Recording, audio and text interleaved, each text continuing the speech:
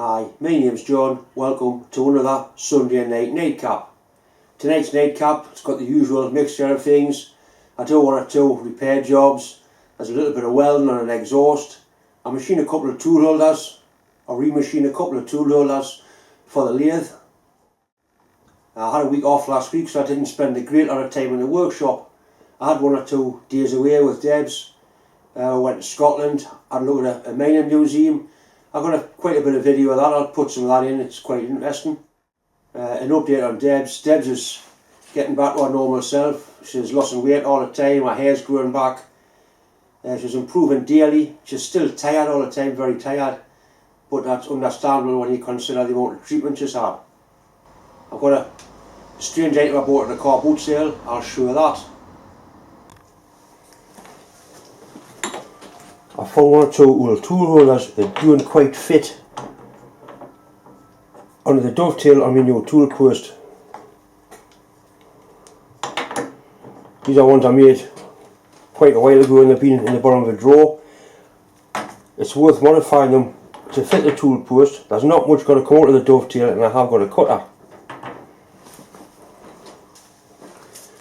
There is a reasonable amount of tolerance. We'll measure this one first. And I set the caliper to 0. I'll measure this one. It's saying there that I need 10th out of it. So what I'll try and do is take a 5 thou cut off each side. And that should allow it to drop on. Mount the cutter on 2 parallels.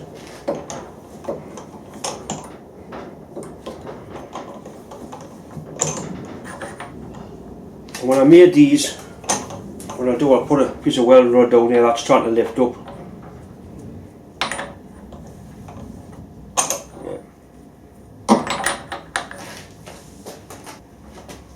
A bit of soft aluminium welding wire down there.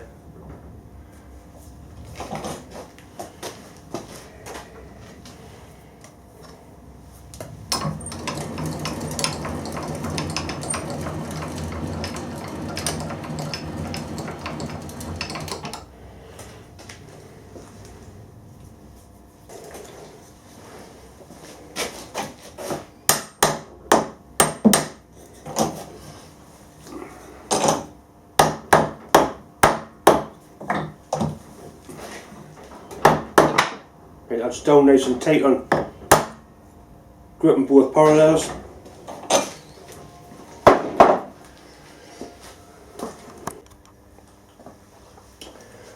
When these were made, the milling cutter's touching that bit there and that bit there, and the centre bit's actually down below. So your cutter's not cutting full width across the bottom of the tool as no need to. First thing I want to do is set the height, which is just to touch that bit there.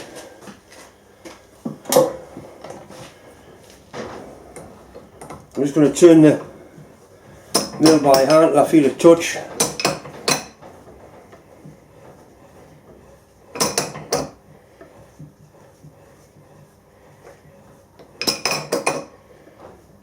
Which is there. Right, we'll lock off the table at that.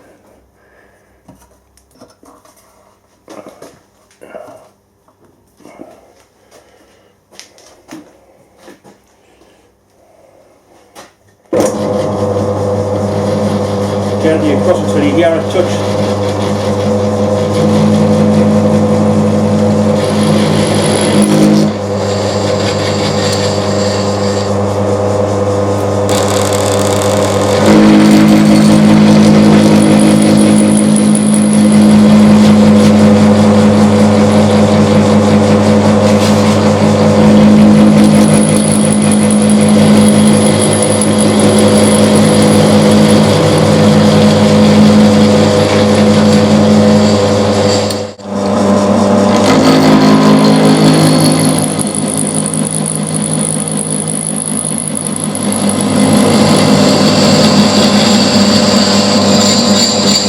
Block's actually not square.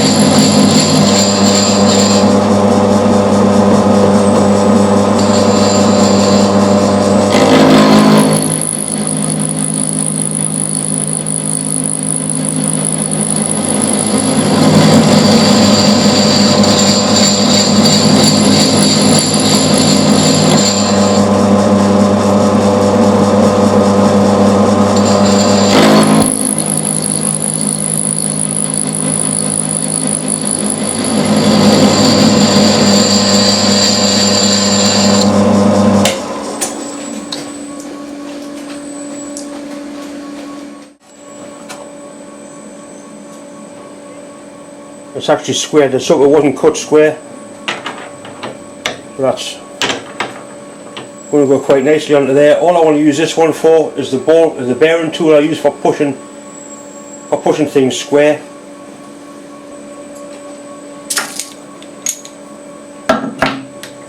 That's all that's going to go into there.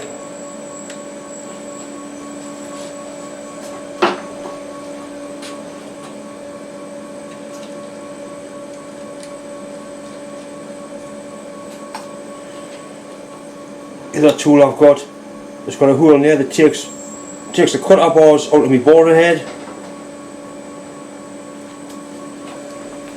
Just a 1/2 inch hole, takes them, makes a nice boring bar holder. I think when I made these I had a mill drill.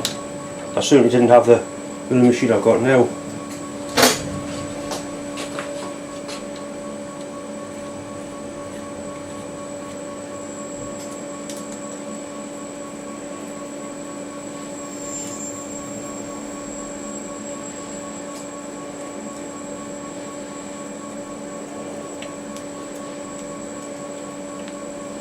All this needs now is setting on centre height. You can see there it's obviously low, and that looks pretty good there. It's not that critical for what this tool's actually got to do. I'm just locking the check it up and that's drop it on either that one or that one. I'm sure it works. It's quite. I've showed it before, but it is a very handy tool. I'll use this as an example. Quite often you need to grip something in the chuck which is thin, often thinner than this, to face the end of it or to drill it or whatever, and it's quite difficult. You fiddle about trying to get it in level. See, that's a mile off level.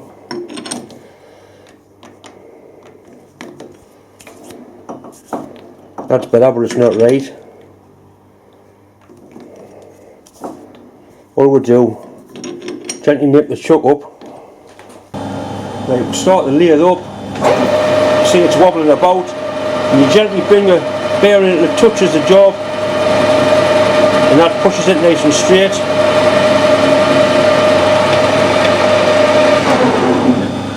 All you do then is tighten the chuck. I'll do it again.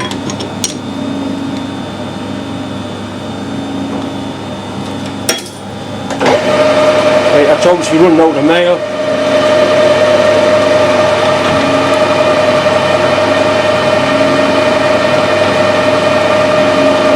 And that pushes it straight.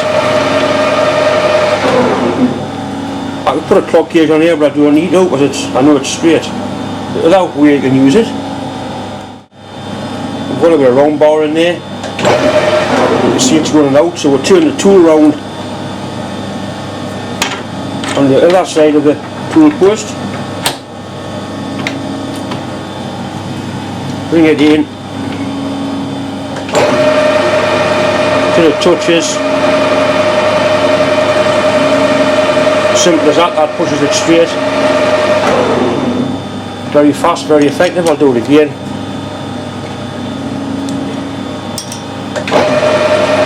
See it's wobbling.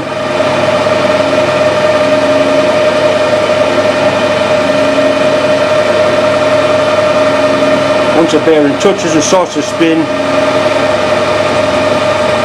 that throws it up. Tighten that chuck and away you go.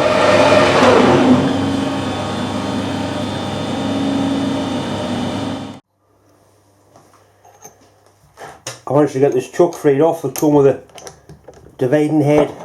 It took us ages to get it apart. It was all jammed with chips. It would appear to have been only used in the one position, not opened or closed very much.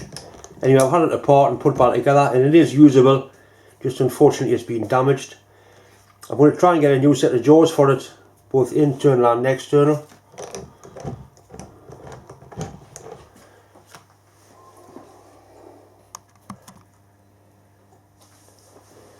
There's two nice scrapers here. This one's a more and right. it didn't come from a car boot sale. My friend Bob gave us it last week. You can see the end has been sharpened correctly with a curve on it. A lot of these are people sharpen them square like a chisel. That's the way they're supposed to be. That's for scraping flat surfaces. There's another one here. It's a bearing scraper for scraping curved surfaces. I was trying to find a manufacturer's name on it. I can't find one, but what I have found on there, it's got wrote on bastard second cut, which means it's a file. If you look closely, you can see the marks where it's been a half round file or a flat file, and somebody's ground that and made it from an old file. Very nicely made, very sharp indeed. I'll try and get a close up and you can see the file marks on it.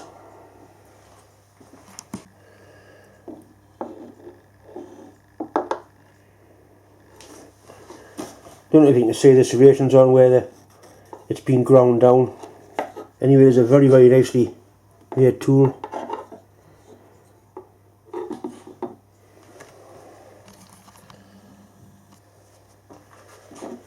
I really do like handmade tools. They've got a nice feel to them. Somebody's made that to the shape they want, and very nice.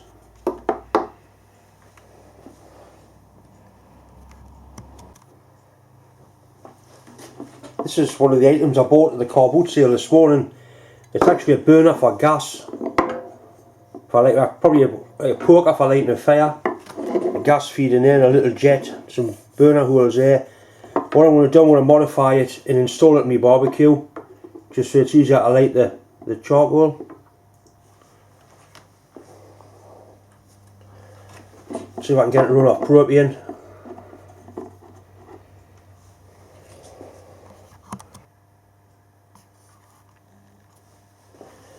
I bought a new camera lens. It's a wide angle lens to go on my new Panasonic digital camera, so I can get some decent wide angle shots in the workshop.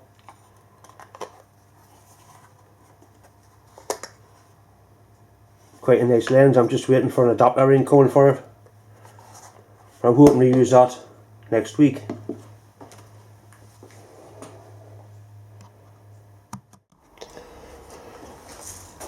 I've got a silencer box here off a small tractor. It's bumped something and tore the flange out. I take the guard off so I can get it in the vise and get something get pulled straight and weld it back into place for it.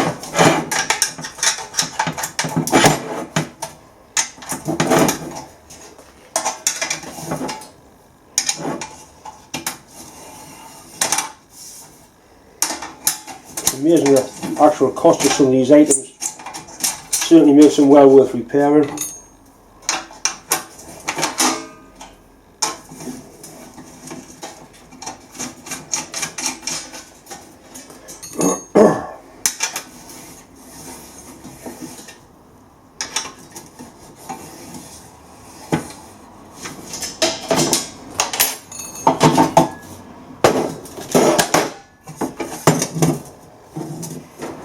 It's certainly been well pulled out of there.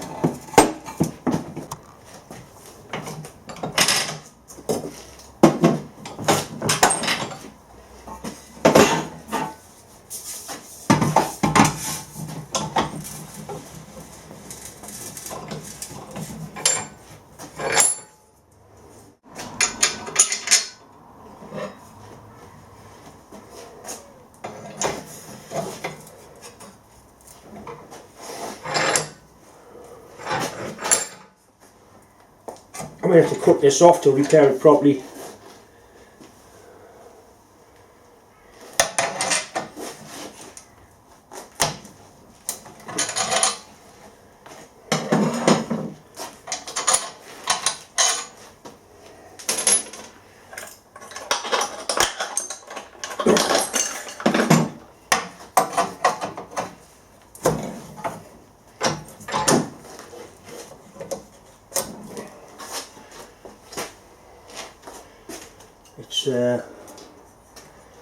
It's certainly a mess.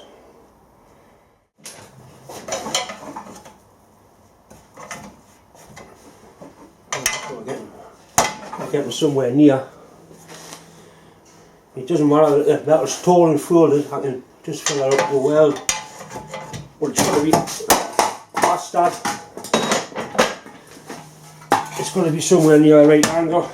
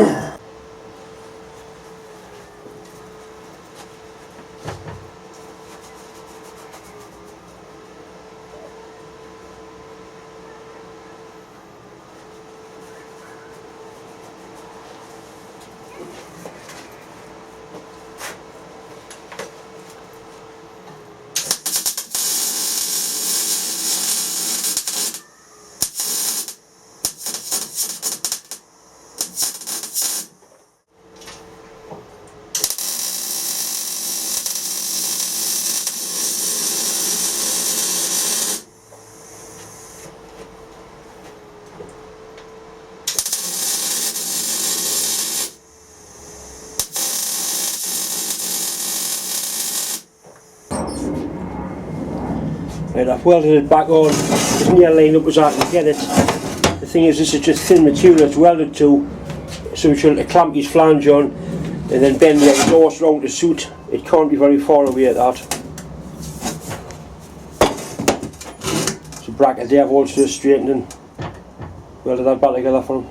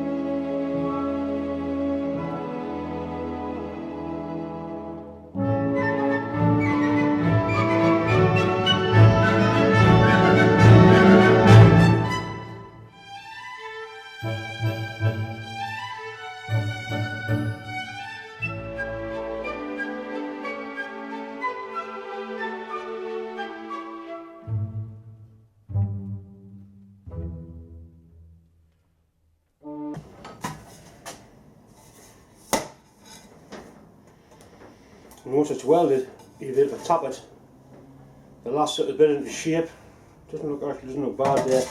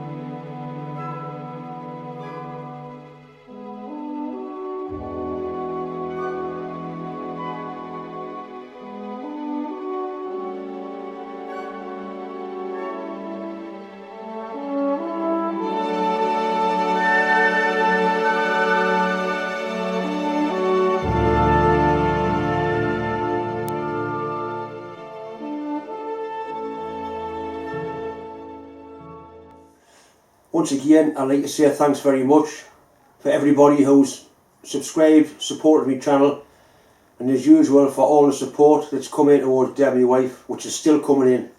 Thanks very much. It has made a massive difference.